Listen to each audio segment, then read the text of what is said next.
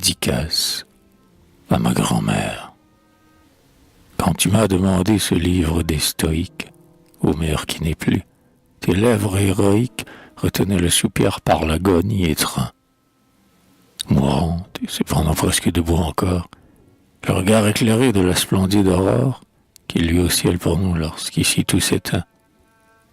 Tu t'élevais déjà vers le monde invisible, et ton courage calme et ta force paisible, bravant l'âpre douleur de l'adieu déchirant, dans la simplicité de ta bonté sereine, nous montraient cette tombe où le temps nous entraîne, où l'éternité nous reprend.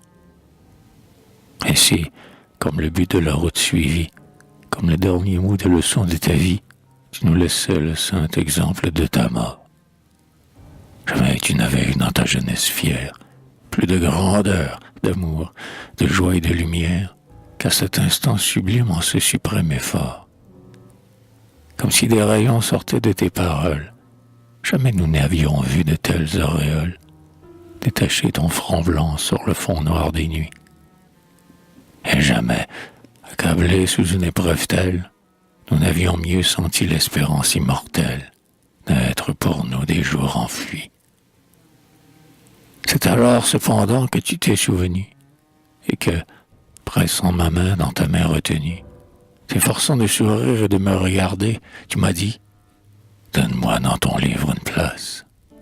Je ne le verrai pas, car il reste et je passe. Et mon deuil va peut-être encore le retarder.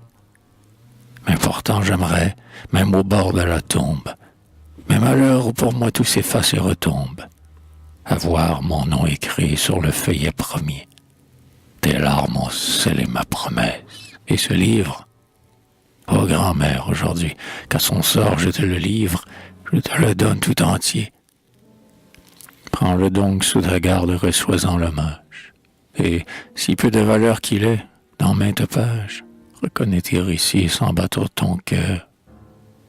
Ah, que de fois, jadis, à tes genoux assise, pressant à l'épuiser ta patience exquise, et venant, grâce à toi, reprendre autant vainqueur quelques-uns des trésors cachés dans ta mémoire.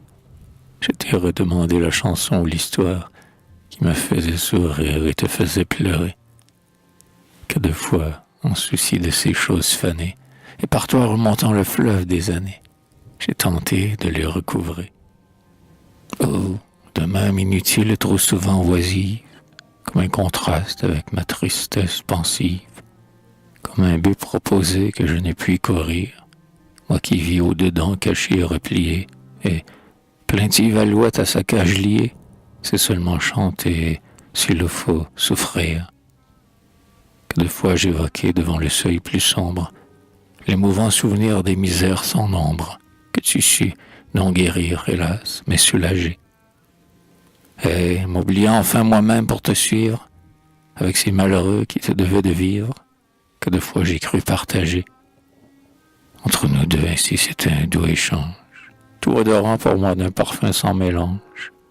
J'étais ta poésie et toi ma charité, comme autrefois l'enfant dans tes bras endormi, ou sur ses petits pieds avec peine affermis, quand tu l'aidais dans sa naissante liberté, tu berçais de tes vœux ma jeune renommée, et, de nouvel espoir pourrait le ranimer, tu mettais ton plaisir à voir mes premiers pas, tandis qu'auprès de toi, rénovant ma pensée, je fixais dans cette œuvre à ta tombe adressée ce que tu m'avais dit tout bas.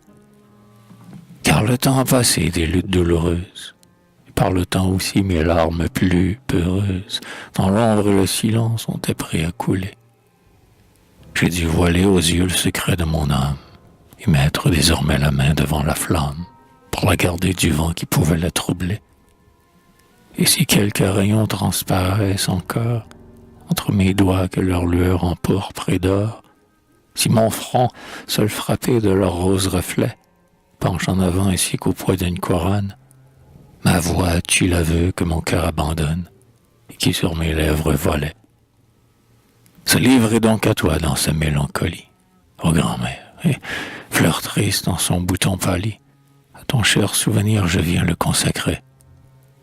C'est plus une prière encore qu'une offrande, car si je suis parlé de vertus simples et grandes, c'est que tu me la fis connaître et vénérer.